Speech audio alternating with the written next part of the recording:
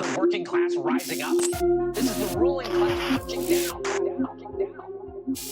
My day, bigger your day. First rule of gladiator school, bro. Don't punch down. Charging into a goblin. Hail Trump! The threat from outside forces is far less sinister, dangerous, and grave than the threat from within. Control your own body. We will root out the communists, Marxists, fascists, and the radical left thugs that live like vermin within the confines of our country. We can fight the entire grinding system. Nobody can. But together, everybody can. I did nothing wrong. Hello and welcome to Did Nothing Wrong Live, the show that cuts through the noise and helps you make sense of the chaotic information space around us. I'm Griff, and with me are Karl and Jay McKenzie. In today's episode, we will discuss the latest developments from the DOGE accelerationist project, as well as Dr. RFK Jr.'s happy fun plan for sending half the nation to summer camp.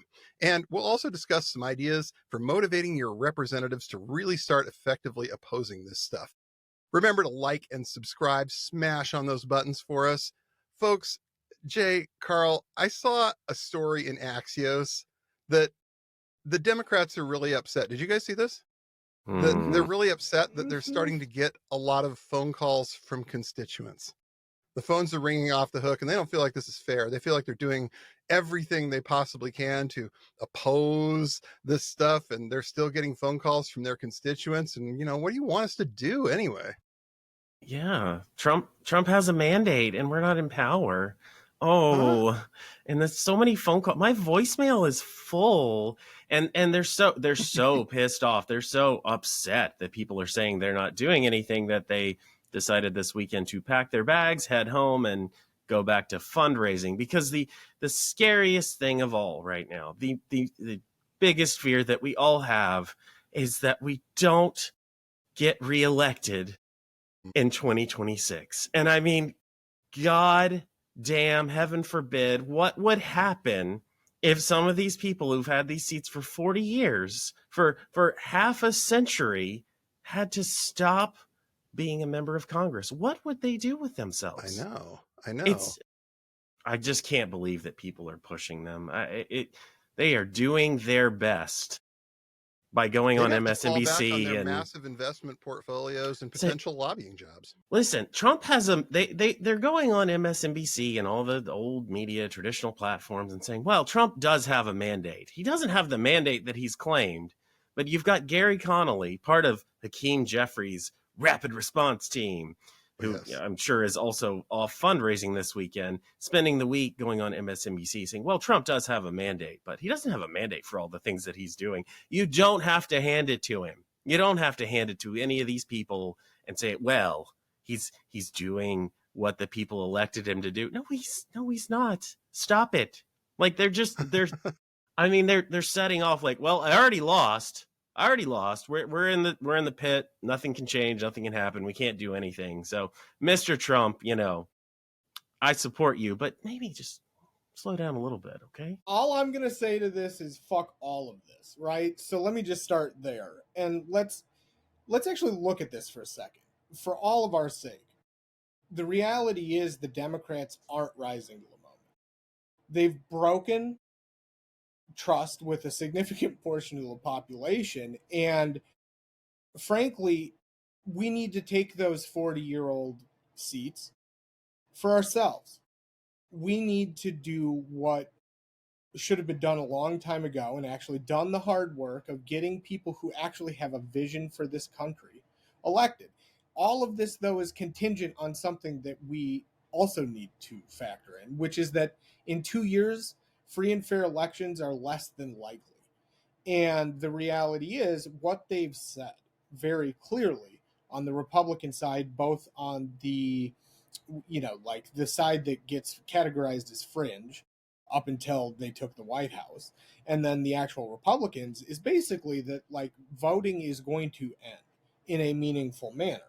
And, people, I don't know if they've forgotten or just blocked out that like Trump literally said, if you vote for me one more time, you don't have to do it again. And what did he mean by that?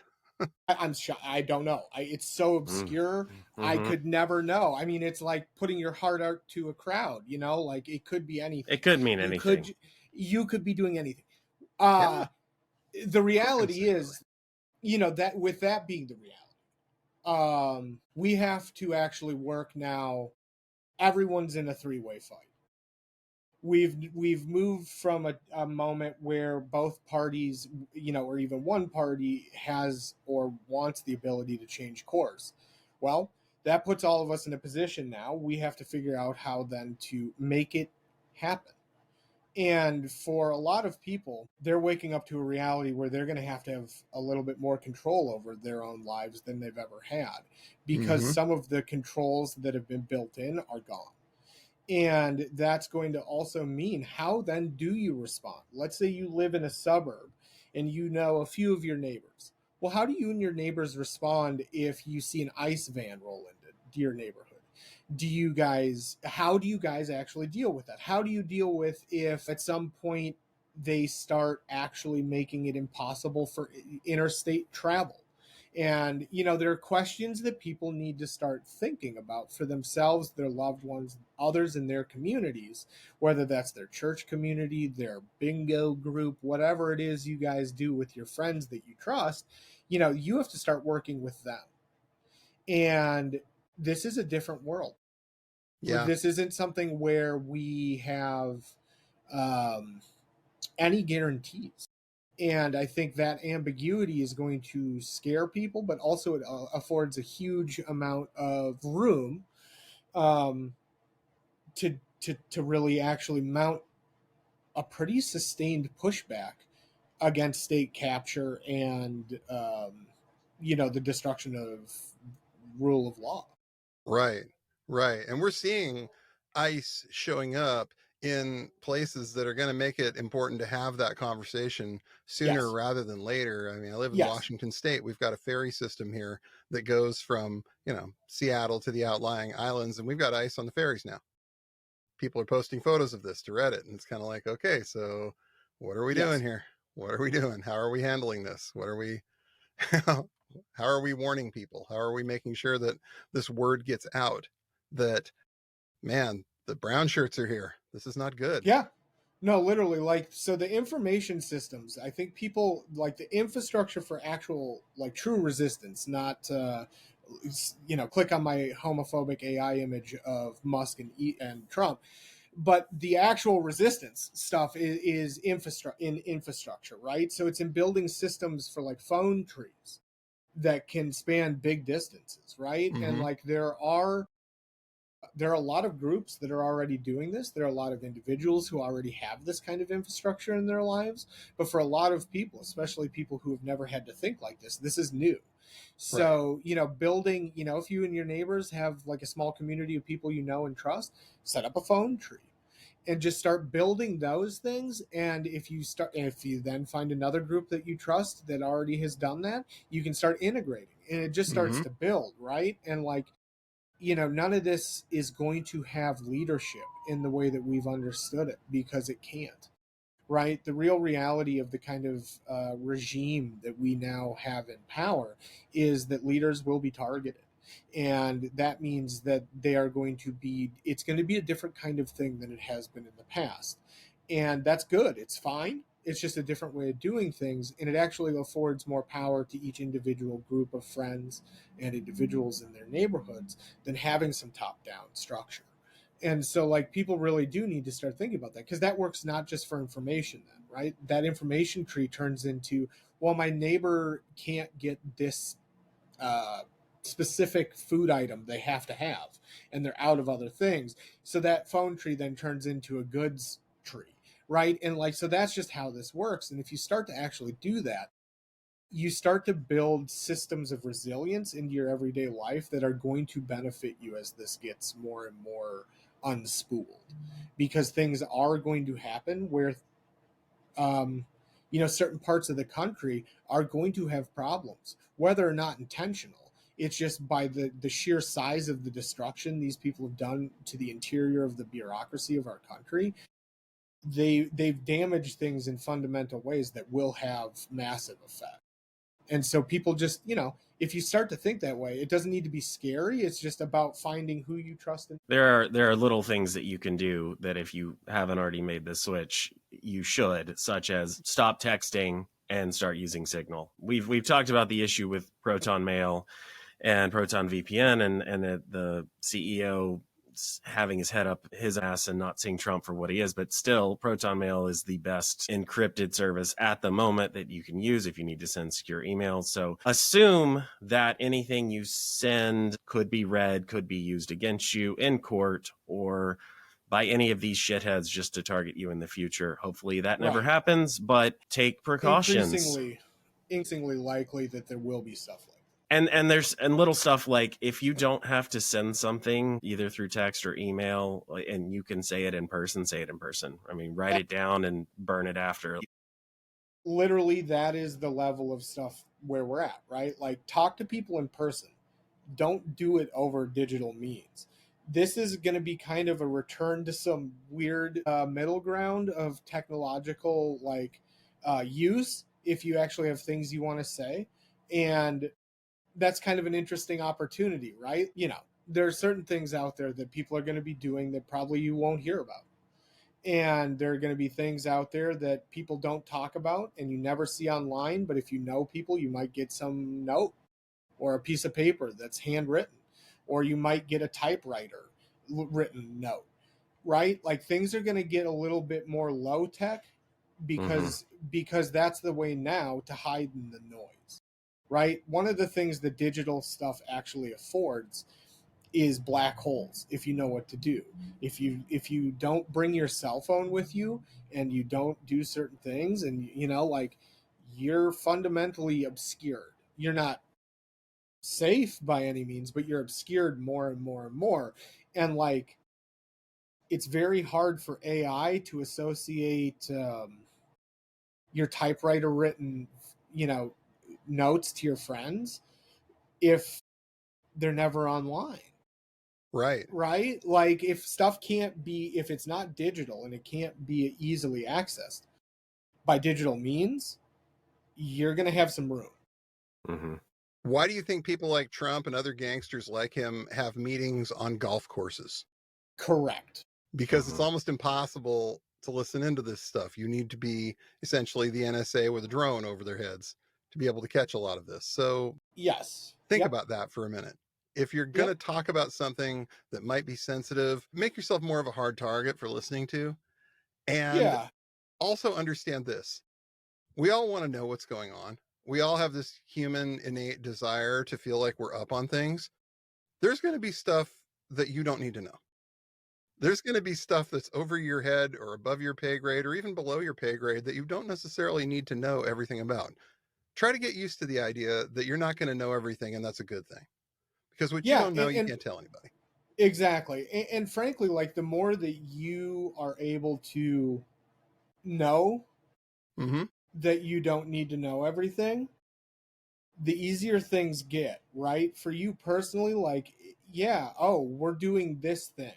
We're going to this protest. We're going to this book reading. Whatever weird thing that this is that someone's advertising. That's cool. But your friend, unless you truly trust people, they don't need to know. And it goes with authority figures, right? Authority figures, they ask a question. I have no clue. That's crazy. Wow. Yeah, man.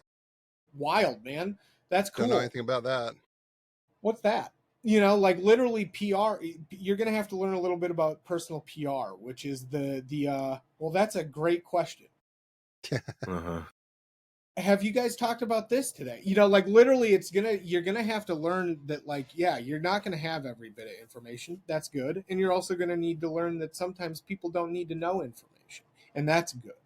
And there's not going to be someone to tell you that. This is going to be something that people learn, and some people learn in the hardest way possible, right? And that's what happens when you have a internally repressive authoritarian regime, and people really haven't clicked on this yet. These people are dead serious about everything they've said.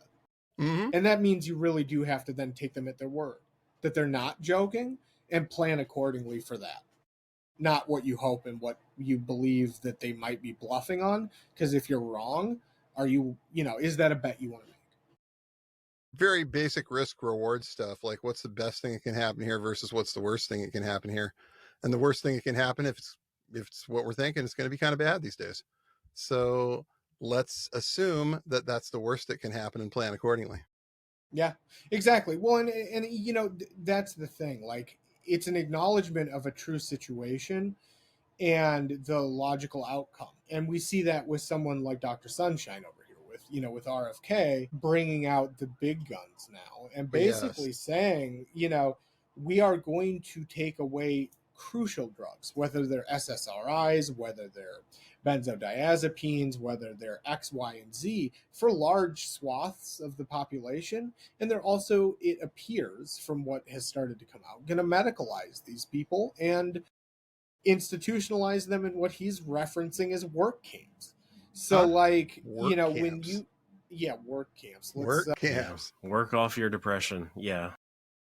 Work makes you free, I hear. Yeah, work will set you free from your depression. Like, this is horrifying end stage Nazi regime shit, right? Mm-hmm. And so, like, yeah, they're going to cloud it in this, like, wellness speak, but the reality is these are work camps, and they're going to be work camps for people who have been medicalized for previously, socially accepted and scientifically and medically accepted conditions, ranging from depression and anxiety to probably being a female who speaks back to her husband too loudly.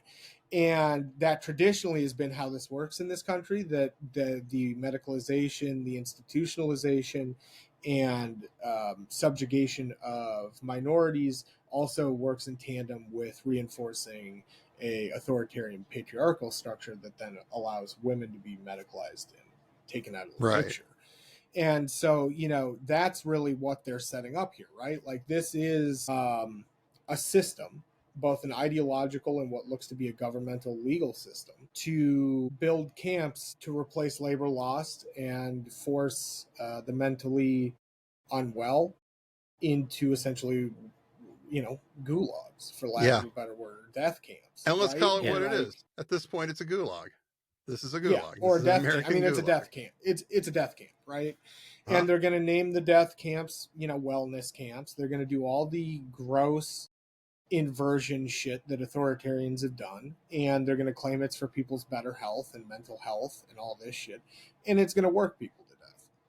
And it's one part of the larger medical thing that's going on here, the transition to mass eugenics and cultural genocide, using scientific methods, not just what we have done the last few years, which is at the barrel of a gun and with a Bible. And they're gonna start that conversation with something that makes logical sense to most people in terms of, are we over reliant and on medications? Are we over prescribing? Which I think in most cases, yes, probably true. And yes, does Big Pharma make more money if more people are on drugs? And if you're just only a little bit sick all the time, absolutely they do. But that's just the way they're going to get people in the door to say, maybe he's got a point here. Mm-hmm. And even if there is, this is how disinformation, misinformation works. You don't lie about everything. You don't start with the work camps. You start with a thing that people are like, yeah, maybe too many people do take Adderall. Maybe too many people, think they, have to take pills to go to sleep every night. Yeah, maybe they should look at their diet or at more exercise. Sure, absolutely. But that's just the way they get you in the door. And it just compounds on that until hopefully they get you to a point where you say, well, yeah, maybe these people do need to go work outside for a little while, and then they'll just be fine. And what happened to our neighbor Billy over there? He used to be such a nice fella. Right. Yeah. And that's where we're going. And then we don't talk about that at some point. Yeah. And that's how they get you. They start with that agreement on a seemingly innocuous question of, are medications overprescribed in this country? And the end goal is Dr. Happy Fun Sunshine RFK's outdoor summer camps. Right. Right. Exactly. Measles welcome. Exactly. Yeah. Well, and that's just it, right? Like, once you get people to accept the lie or the absurdity or whatever we want to call it, the rest of it really socially just falls in line because it becomes part of the social norm, right? And like, Right. this is the thing. They're building a cognitive culture that's fucking gnarly. There's very little else that can be said, right? Like, as someone who's done this a long time, who has dealt with authoritarian regimes, who has dealt with the far right, this is something that like kind of breaks some norms. This is a different kind of movement. You check it from different angles and you get different reflections because it's taken on all of these different horrifying bits and pieces from historical god awful authoritarian movements.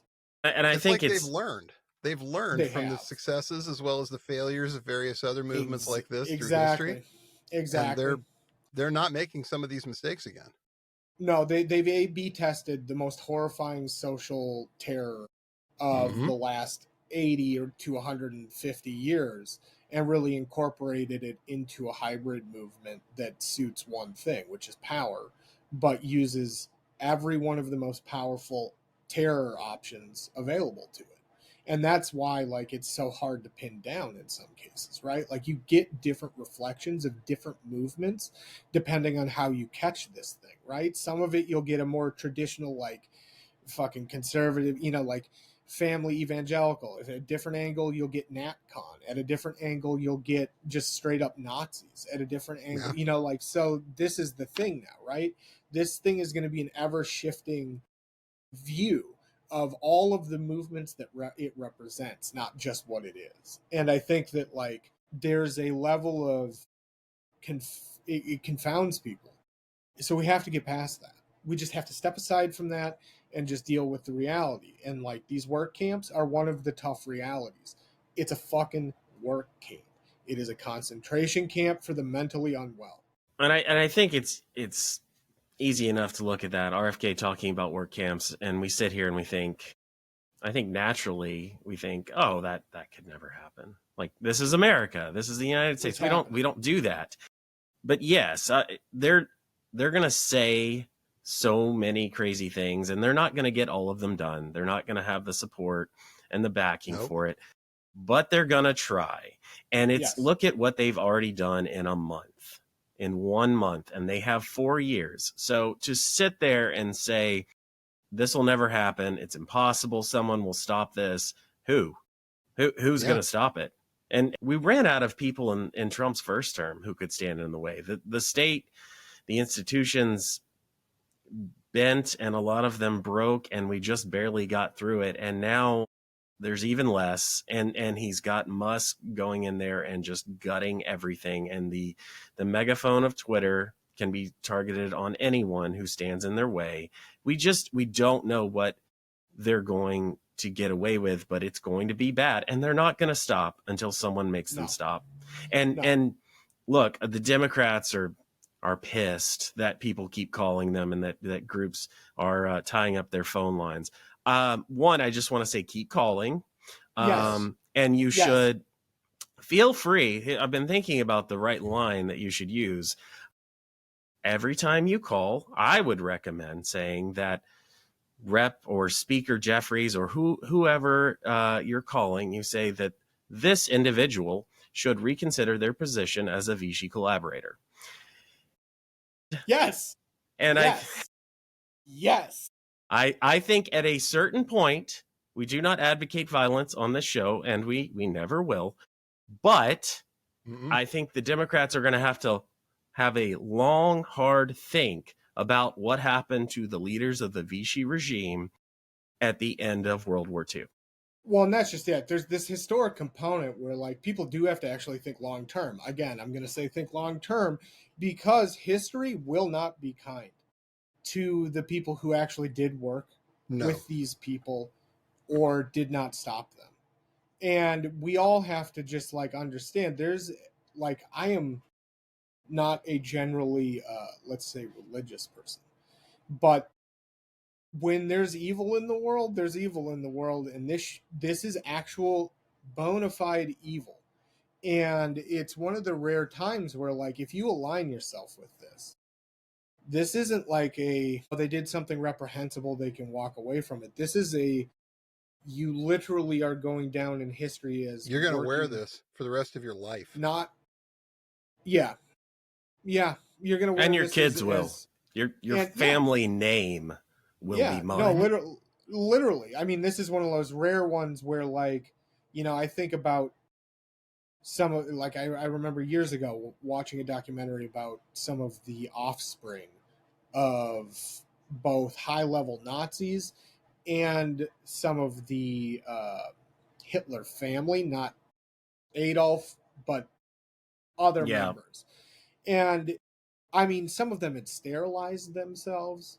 Some of them had done other extreme measures, because the reality is, this is truly an evil that's so powerful it will destroy you and everything that comes from you. And I don't like a lot of the time when people frame a political conversation in evil versus non-evil. This isn't a political argument. This is a moral argument. And the reality is, there is no way to stay morally in any way, shape, or form correct when you get too close to this. And much of the establishment, national level Democratic Party has been too close to this too long. And it's warped their ability to be human. And this idea that we are coming back to something that approximates a Democratic Party of what existed 3 weeks or a month ago is just not the case. And that's it. The neoliberal party died. They're still in power, but it's dead now. We have to take their positions. We have to do the hard work, if there are going to be elections, of getting communities together and bringing voices that are actually for people and pro-social to the front. And sometimes that's going to mean agreeing with people who may not have your full vision, your full breadth, the full depth of what you want. It may not have the theory that you want, but those voices have to be boosted, because if we are going to have elections, if we are going to have a shadow government, if we are going to do the things you have to do when there is a fascist coup going on, you can't have people in power who have been in proximity to this evil that long. You can't do it. It won't work. We have to totally rethink the entire party now, because of the proximity to the power of this truly evil force. Well, and even beyond that, you have to realize that you can't rely on these people anymore, regardless of whether they were close to it. They're just not the people you can trust when the shit is down, when the chips are down. They have proven themselves to be fundamentally unreliable and fundamentally untrustworthy with our democracy. They got to go. Yeah. Well, and listen, the future that Trump and MAGA have for them, there is a place at the table for Democrats. The ones who are so concerned about their seats and not losing them, they can keep them. I mean, they can, but they are going to be part of 20 to 30% of the members of Congress. They are going to have token power that they can very rarely exercise in any sort of meaningful way. They will be fake, for the most part, they will be fake token opposition who will be there to essentially be a way to make people feel like they're being heard, like there is some resistance to this, that there is some ability to have someone that you can call and email and complain to, and that maybe somehow things will get better. They're not all going to get kicked out, but if they want to stay there, they will have to fall in line, and they will not make waves, and they will essentially just be accepting the fact that they have a seat to have a seat. They get to be a member of Congress, really in name only. And I'm sure that there are plenty who are honestly, they're not going to love it, but they'll take that over the alternative. So we have to we have to realize that some of these people just, there is no fight in them. They have no Right. interest in it. There is nothing that they feel like they can gain from it, and they just won't do it. So they have to go. Yeah. Mhm. No, and that's just it. And I mean, at the end of the day, like pseudo democracy might have the name democracy in it, but so did Buffalo Wings, right? Like, it's not Mhm. the real deal. Yeah. And for all of us, like, pseudo democracy is not the goal here. Managed democracy, not the goal here. And so, like, we're talking about something now. You know, for most people, they are going to be forced to make decisions every day that consciously you have to choose to be on the side of democracy and multi-pluralism and free expression of thought, and really go that route, because that's how we're going to do this, in part because there is no leadership. We all have Right. to become the leadership we want in the world right now, and that's really scary. It's really hard, but it's also, once you do it, it's a muscle. And for a lot of people, they don't know that they are a leader in their respective lives, right? They just go do their thing. Most people don't think about it like that. But if you continue to uphold the values that are important to you, to democracy, to, you know, kind of adhering to social norms that are pro, you know, multi-ethnic, multiracial democracy, the thought that goes with it, you're going to make a huge impact, because people are looking for that and are going to continue to look for that, especially as it gets darker and the horizon seems further away. People are definitely looking for the helpers at this point, as the old show Yep. goes. People are Yep. looking for the people that aren't necessarily going to fall apart, looking for the people who have some level of plan. And that's what makes what Musk and Trump and the rest of them are doing so attractive, is because, like, they have a plan. It's not Yes. a plan that's going to be anything good for you or your family, but it's a plan. Nope. Yep. Definitely a plan. And we need to be those people with a better plan. And I think we're on the right track towards that, but we can't rely on the folks in Washington, the folks that represent us, outside of a handful of Democratic representatives at this point, because they're Right. simply just not holding up their end of the bargain. Yes. Well, and that's what we see and what we can tell with this past week. We had the CBS News poll come out, right, that said that Trump's approval rating was actually up. It's at 53%, which it's not a huge jump, but it's better than it ever was in the first term. People actually had shifted there. They are saying positive things about him, and he's, you know, positively viewed as tough and energetic and focused and effective.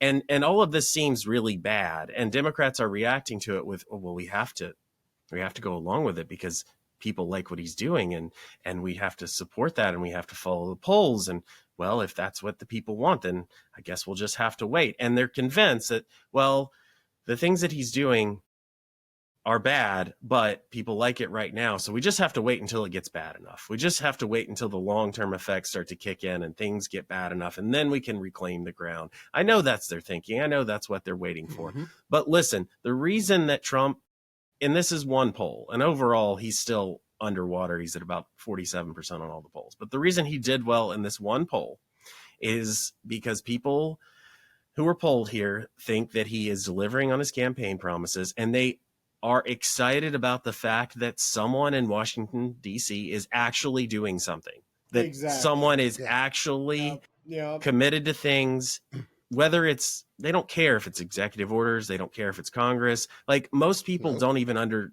understand what Trump and Musk are doing. They don't know the details. They don't know the consequences, what it's going to look like, and they don't care, because people are just desperate for anything to change, anything to be different.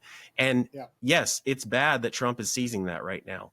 But what it tells me, and what it tells us about where Democrats and opposition can go from here, is that if you do have a different idea, if you ignore the fucking polls and all the people who are paid to read them and tell you what you should be saying, If you just say, we have a plan, it's a better plan, it's going to help you, it's going to do things, and we're going to do it together, then hey, guess what? You go do it, and people are going to agree. They're going to get behind you. They're going to say, hell yeah.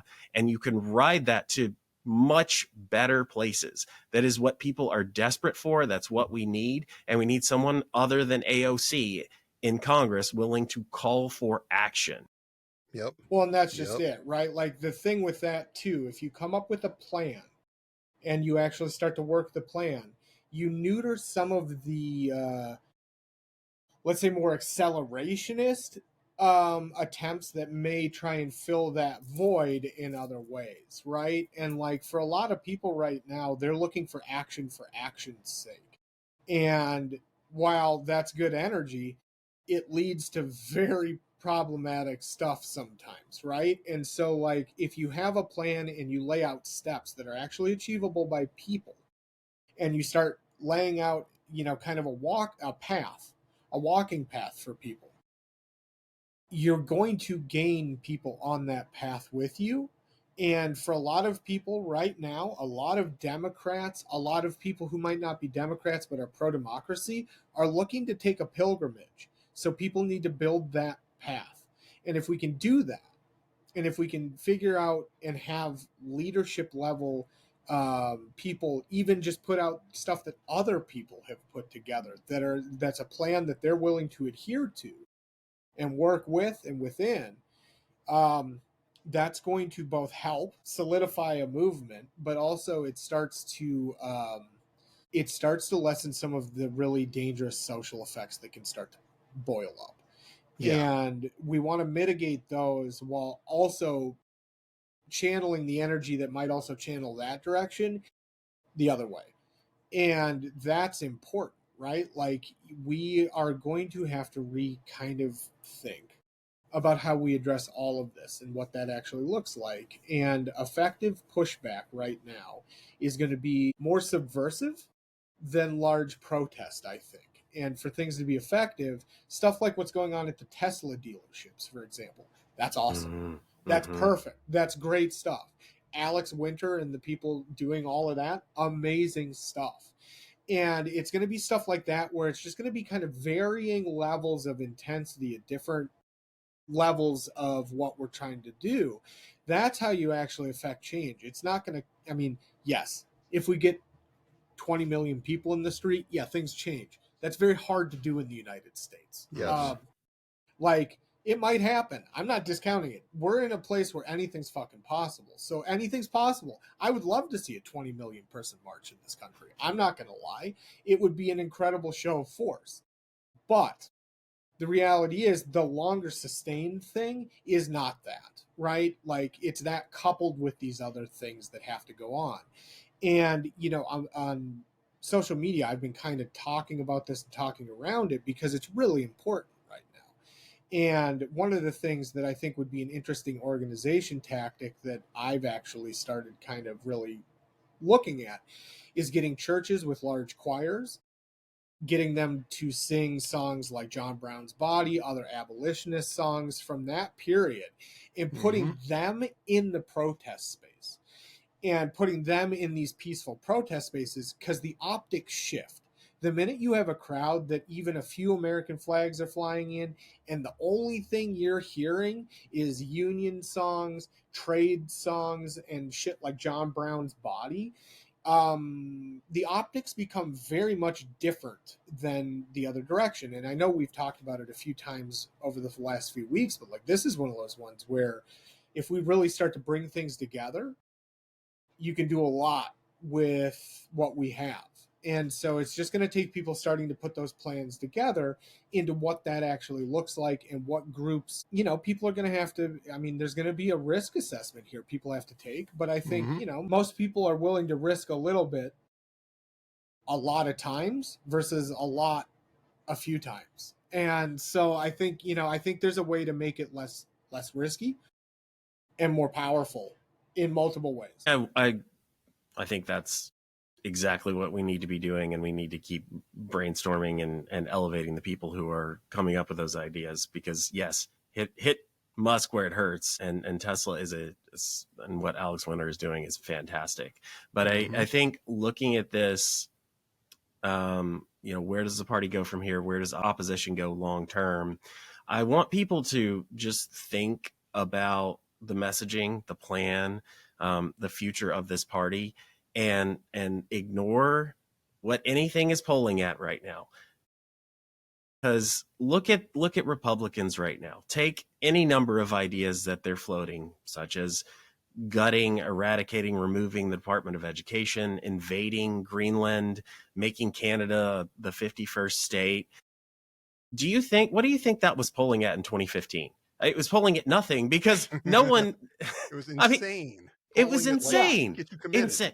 You wouldn't do that. You wouldn't talk about that. You tried to explain that to a voter of any party, any stripe 10 years ago. They had no idea what you're talking about.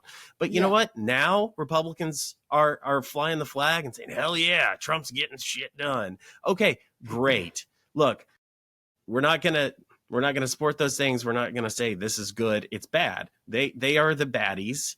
But look, you can take ideas that people may not understand. There may not be broad support, but if you can have a vision and see where it can lead, look, just know that if you can know that right is on your side, you can guide people there, and you can be confident that they will see it. We can take people where we want to go and need to go. We just have to have a little courage. We just have to think beyond the next ad that you're going to put on TV. It does require a complete rethink, but we can do it. Yeah. Well, we've done it before, right? Like, this is also not unprecedented that a party has to totally restructure itself and think new thoughts about what it is, what it wants, where it goes. And maybe the Democrats have done that, and that's what this is, right? This is what they've rebranded as, is a oligarch-friendly, kind of opposition party. And maybe that's what maybe that's what they are, right? But the reality is, then, if that's the case, well, let's do better than that. Fuck that. Yeah. Right? That's not our party. Yeah. No, fuck them. That's not our party. So then let's do what we do. And the reality is, common sense approaches to things that a lot of people, especially online lefty types, think are like high theory. You don't need high theory anymore. Throw that shit away. I mean, the theory is good. Keep the theory. Throw talking about it away. Talk purely about the common sense. Like, a great example is someone, Medicare, right? Like, this sounds like some giant bureaucratic thing, but when you actually describe what it is to most people, they're on board, right? Like, everyone knows they need help. And so, like, if you start really going down these logical roads and you don't approach it from like, well, I'm a leftist and I think, and you just say, look, I think that people should get health care because they're a citizen in the richest country in the history of the world. And we've, even if they're not part of our day-to-day life, even if there's someone you don't know or don't agree with or doesn't look like you or think like you or doesn't believe the same things you do, they deserve the same rights as I do. And that, that's a pretty common sense fucking approach. And for most people, they're not going to disagree with that. And that already put them at odds with the Republican Party. And part of this is going to be breaking people out of the groupthink that the Republican Party has instilled. And the minute you get people thinking on their own, the spell breaks. I've said it before and I'll keep saying it. If you can get them to think on their own, outside of the group, you start to break them free. And if you do that and you get enough people to really start doing it, it self-sustains, because those people who've changed their view based on what's been said to them and changed their, we're not that different. It starts to transmit itself socially. And like, it's not fast, but it's faster than a lot of people think. The Republicans did it in 15 years. Yep. And like, we don't have 15 years of this to do, to get out, but like, we do have an ability to do that work. It does, like you said, take some courage, and really it takes people who are willing to say, look, this is an imperfect system. It's not gonna be perfect, but we can get it much closer than it fucking was, and definitely way closer than it is now. Yeah. Well, We and don't we don't. need 15 years to make this No, work. fuck no. Yeah. The landscape No. has changed. I mean, the environment has changed. We have Fundamentally. yes, and you can get that information to people much quicker, much easier. We can do it much faster. I mean, they laid the groundwork and they made it work for them. But you're right. Like getting people out of their bubbles is key. Get them thinking for themselves is absolutely where we have to go. We have to realize that was the brilliance of the right wing shtick about do your own research is that they convinced people they were thinking for themselves when they were all collectively just signing on to groupthink and they didn't realize it. And if you can explain to them that you're not doing your own research, it's regurgitated Russian propaganda, fascist propaganda schlop that is getting, just thrown in your face and you're made to think it's something new and it isn't. Like you have to tell them you think you're a free thinker, but man, you're a slave to their talking points. Well, right. And I think that's the thing. Like, one of the dangers with the conspiracy culture they had built was exactly that. Because it gave people, we're just free thinkers. And really, you're building a cage, right? So the opposite of that, though, is you don't tell them to be a free thinker. You tell them, look, like, this is my life. This is how this has affected me. I'm sure it's affected you similarly. And you start there, right? Like all of us have a common ground here. Not all of us. Some of these people are terrible fucking people that have no common ground with any of us and whatever, fuck them. But the reality is most of like the people who have been truly duped by MAGA in the case that they were, you're probably going to be able to bring them around. I've seen it happen multiple times where someone comes in super hot and you just have a like, look, yeah, it sucks, man. Like, I don't make enough money either. You don't either. What the fuck are we doing? Like, it's not, like I don't look at you and say, you're the reason I lost my paycheck because it's my boss's problem. Just like it's your boss's problem that you don't get yours. That, like, the starting to bridge and build these, like, dissonances for people who have been inside that bubble, we're going to start to force the issue.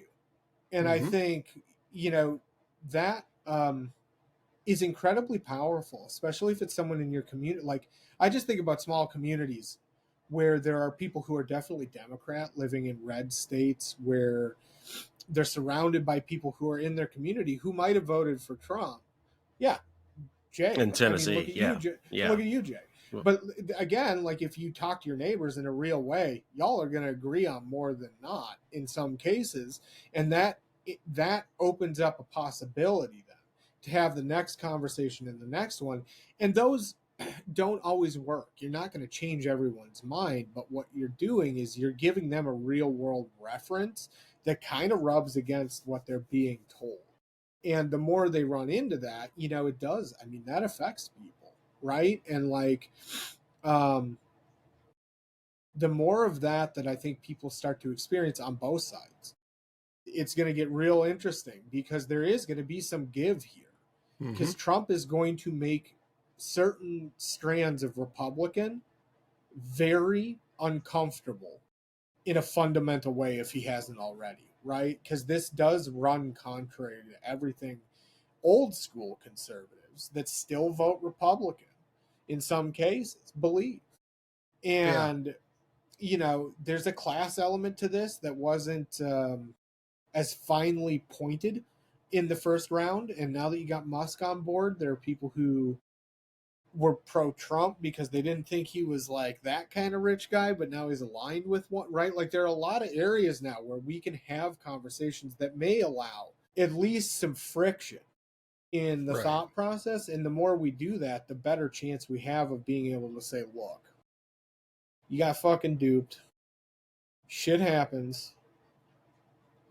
And for some people, that's going to be the way that they start to pull out. For others, they're never going to pull out, right? Like the racists, the true racists, the true fucking extremist element of the Trump camp probably is not going to move on until they are forced.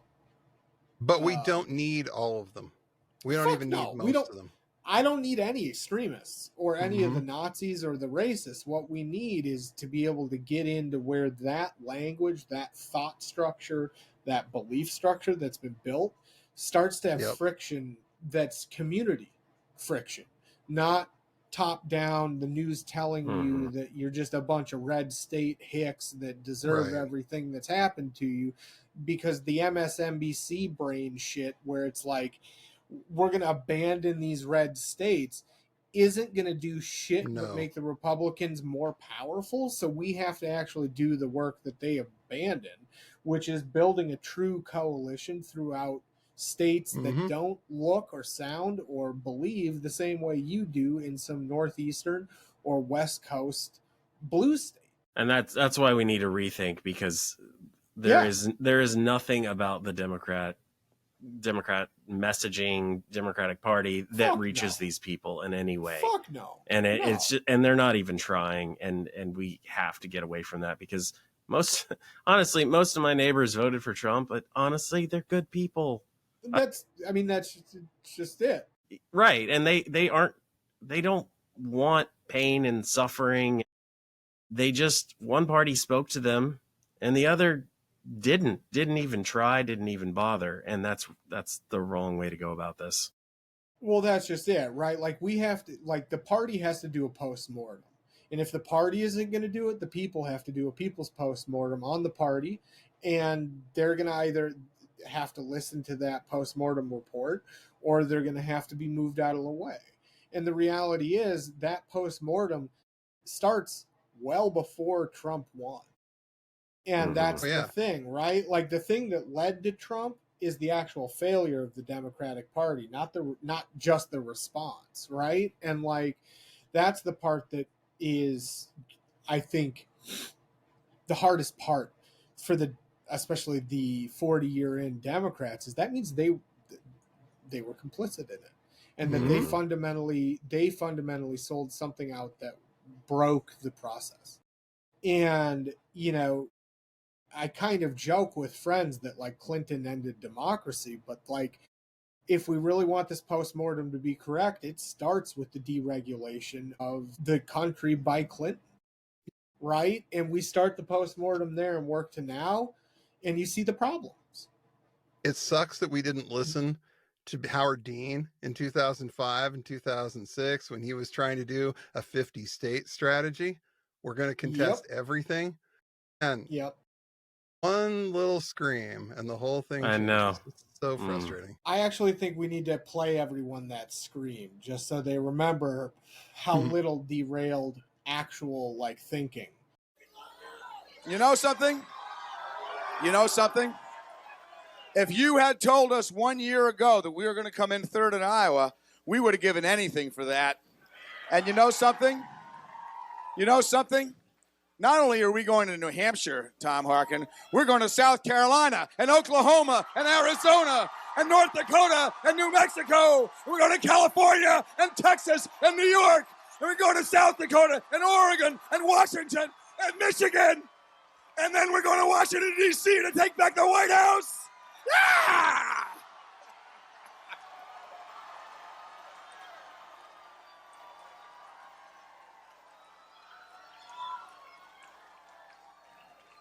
We will not give up. We will not give up in New Hampshire. We will not give up in South Carolina. We will not give up in Arizona or New Mexico, Oklahoma, North Dakota, Delaware, Pennsylvania, Ohio, Michigan. We will not quit now or ever. We want our country back for ordinary Americans. Versus fucking rapey McHitler, right? And the White House of now. I think different it's place in this country. I think it's good contrast. Got kicked out for a scream, likes to do some sexual raping and some Nazism, and White House. I think that, you know, they're that the again, same picture. Yeah, God. Oh God. You know, that's the thing though. Again, this postmortem goes back a ways, right? Yes. And so, like, I think that's the thing. There hasn't been a good conversation at a high level about what has happened for 30 years. And we have to now.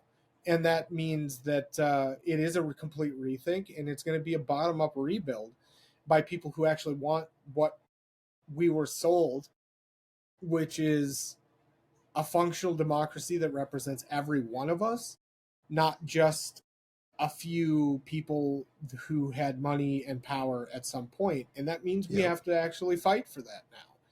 And so that, for myself at least, is the way that I'm looking at this. Is now we're going to do Reconstruction 3. And that has to be the model, right? We're going to do Reconstruction 3.